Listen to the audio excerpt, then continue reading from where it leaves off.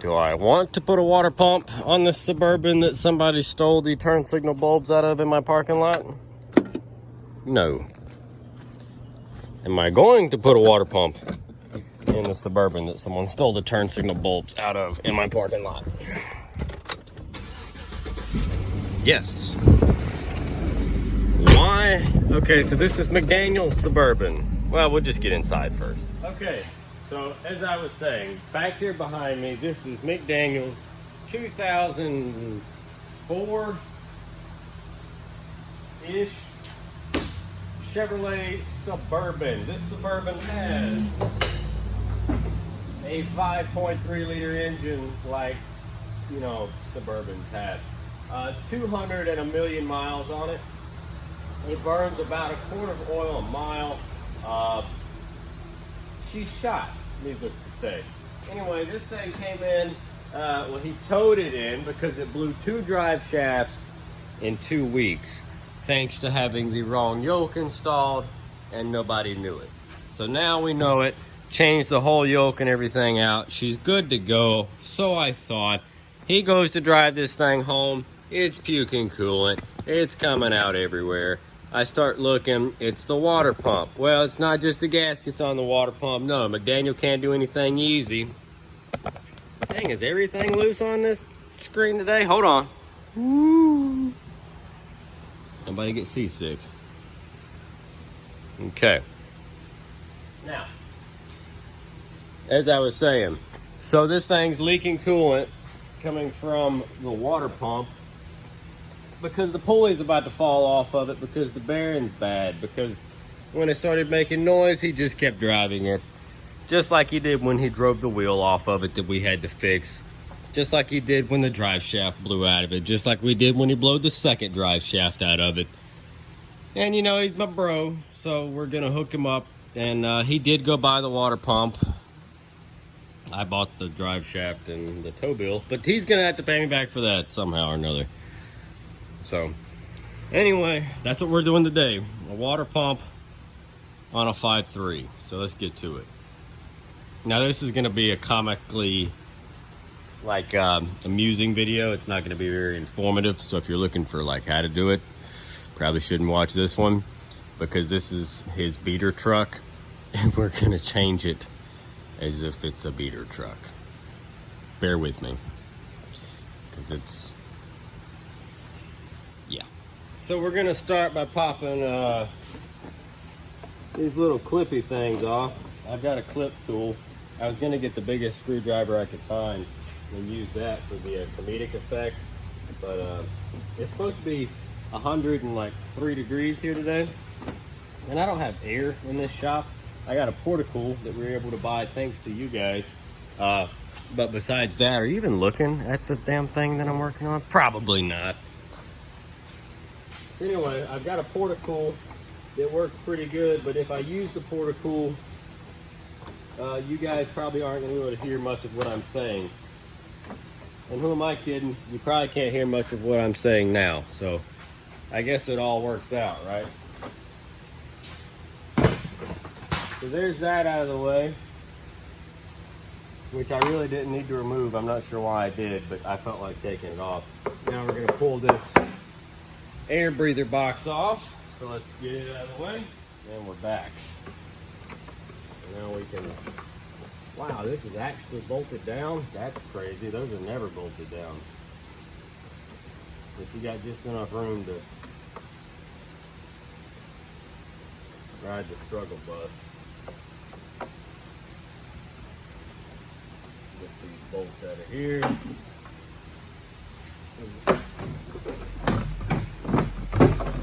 Come on. And there's your big air baffle-y thingy. I also have a Subaru coming in today. They were very specific. It's one of those Baja Subarus. And it has one of 2 failures. Either the fuel pump's bad or the motor's blown. I'm not sure how they came to that prognosis, but that's the 2 options I've been given. Either the fuel pumps went out in it or we blew the motor. So we'll get to look at that when it shows up. So typically you would want to drain the antifreeze. Luckily this one has a self-evacuating system. So the longer the motor runs, the less coolant it has in it. So we really don't even got to worry about none of that. That's a 15, yeah. So we really, if there is anything in there, I did put some catch pans underneath it. We'll catch it, but I don't think there's going to be too much in there. You can use a regular old 15 wrench, but we've got this really fancy belt removal tool. So I like to use it in applications that I can. That bolt didn't fall to the ground, or the adapter for my belt tool, so now I got it. Now it's on the ground. Nope. It's in my catch pan. So now we can put this serpentine belt out of here. Start popping these hoses off, because this is one of those that has 35 damn hoses on it. You've got your, see, and this water pump's not that old. We've got an upper radiator hose, you've got your lower hose going into your thermostat housing, and then two heater bypass hoses. So, well, those go to the heater core, but you know, same difference. So we don't have to take any of this bracketry off. We can just snake the water pump out around it. We will be reusing this tension. Look over here, guys. Eyes up here. We will be reusing this tensioner though. So let's get to it. Okay, go figure, there was more coolant in it than I anticipated. Now you got a bunch of 10mm bolts that hold this bad boy on. So I'm gonna go get one of the impacts and we'll start taking those off. All right, so I got us an impact.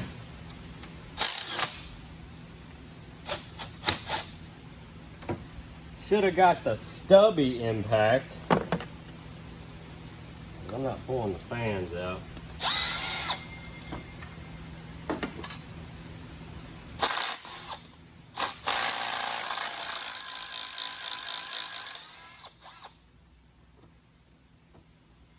I think some of these have been in there longer than we thought.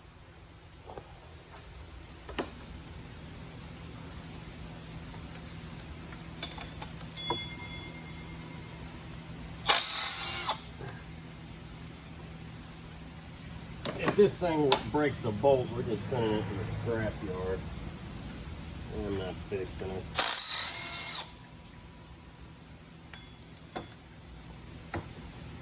This thing deserves to die. He's just sort of drove the damn wheels off of it, and I'm pretty sure this thing would embrace death at this point. Like I said, the motor, I don't know if it's rings or valve stem seals or what, but God almighty. She's a smoker, that's for sure.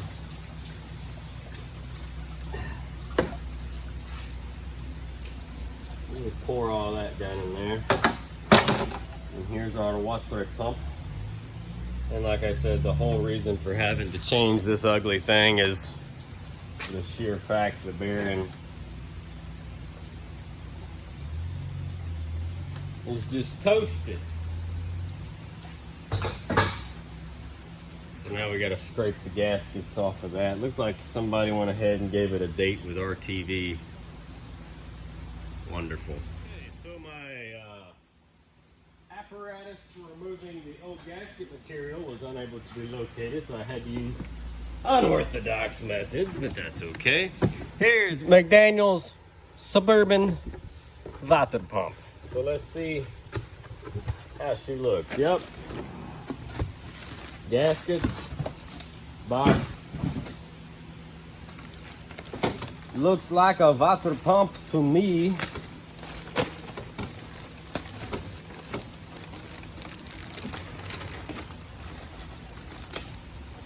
The bag is not big enough to get the pump out of.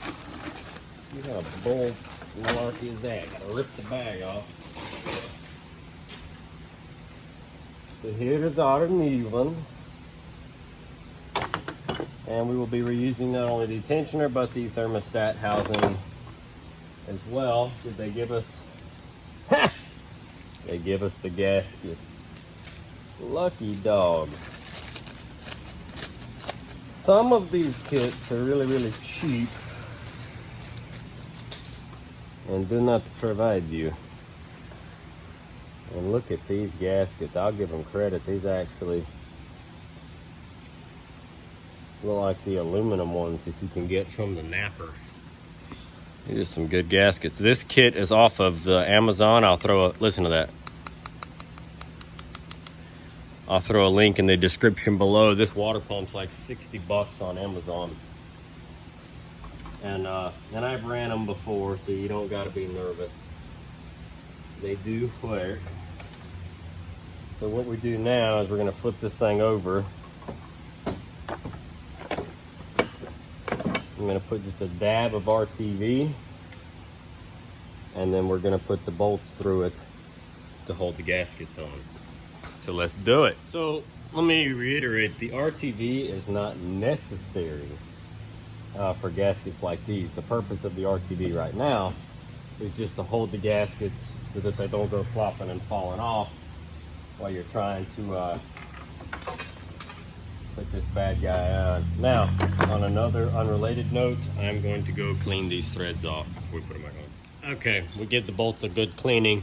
I chased the threads, I chased them up and down the hall and around the bed in our room. How does that song go? Up and down the hall and around the bed in our room. Last night I took a ride in a white limousine. 20 years together and she still gets to eat. Something like that. What's her song? Maybe it's not. I don't know. So I'm going to put our bolts through.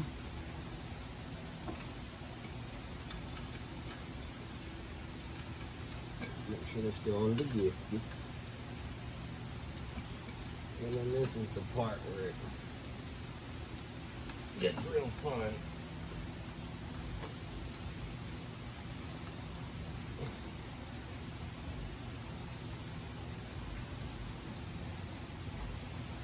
So you're usually in okay shape if you can at least get one started to help you kind of hold it. But we got lucky, we got all of them started. How about them apples? Okay, now we got all of them started. And we're not gonna set it to a lot of other daggers, we're just gonna get them all on.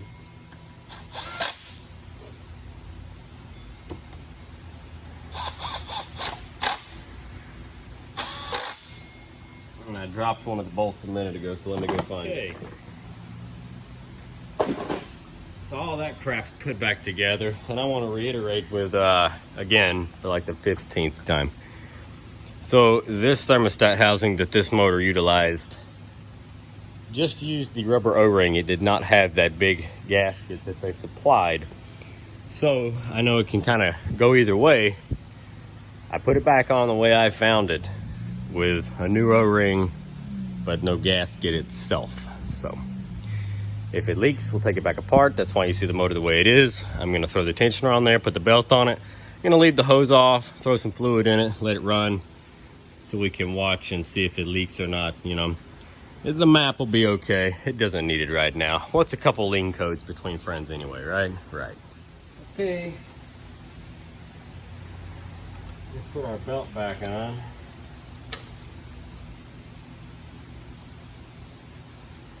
Looking pretty snazzy.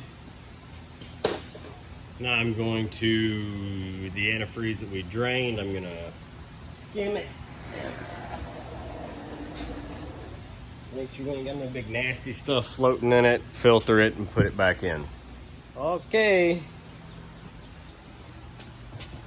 Let's get you turned that way. So when this thing starts, it usually smokes really bad. So as soon as it does start, we're gonna back it up. I spilled some antifreeze, some of it's dripping, but like I said, this thing's gonna have to run. We're gonna make sure the thermostat housing isn't leaking, and we'll go from there. Okay? Okay.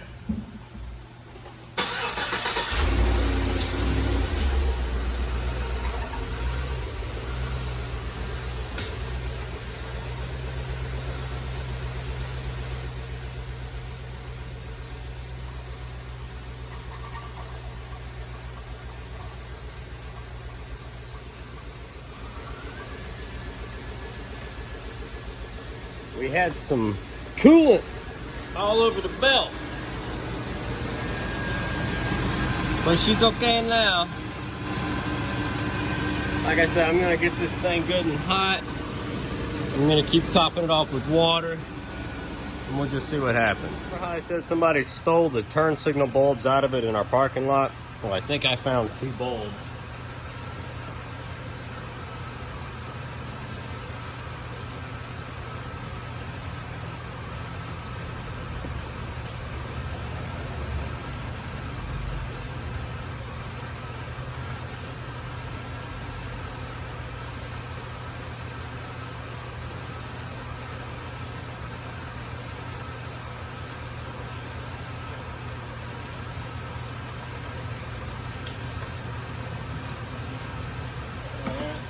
Yep. Looks like we got 2 blinkers again.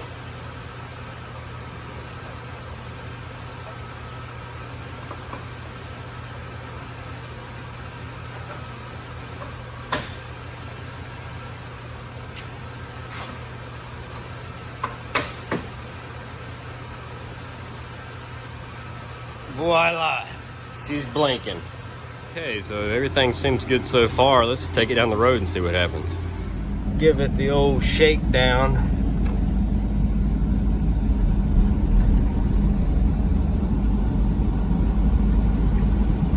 Not too bad. I had to put some oil in it in typical McDaniel's Suburban fashion. She drinks some oil.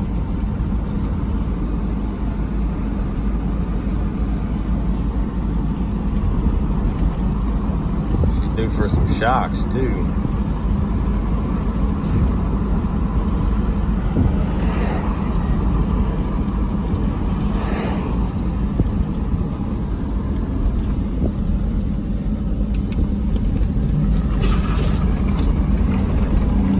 Man, we was hard on that throttle and she wouldn't do nothing. No spin, no wind.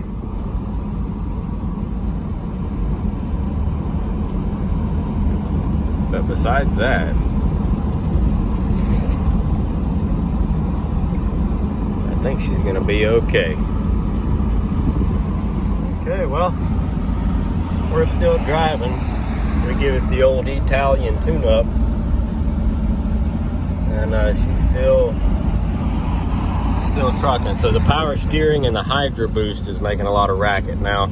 It's probably low on fluid. It's probably leaking somewhere. We just wanted to make sure she was gonna keep her cooling in, hold her lunch down. And so far, it's okay. So let's go back to the shop, check on that the power steering and the Hydro Boost brakes all work together on these. It's a weird setup. So we're just gonna make sure all that's okay, and I'll call my brother and let him know he can come pick up his turd. It lives to die another day. So like I was saying before, this is the one. It has thrown 2 drive shafts. The motor burns a 1/4 mile. The oil pressure, it's actually up right now. It's normally not that high. It usually has a plethora of warning lights on. It's driving on the spare tire because he drove it until the wheel bearing came apart, and it actually broke the whole wheel off the truck. Had to fix brake lines and the caliper and the rotor and the wheel bearing and pads, the whole 9. And he's just pretty hard on stuff, I guess. I don't know. But anyway, I think she's good to go.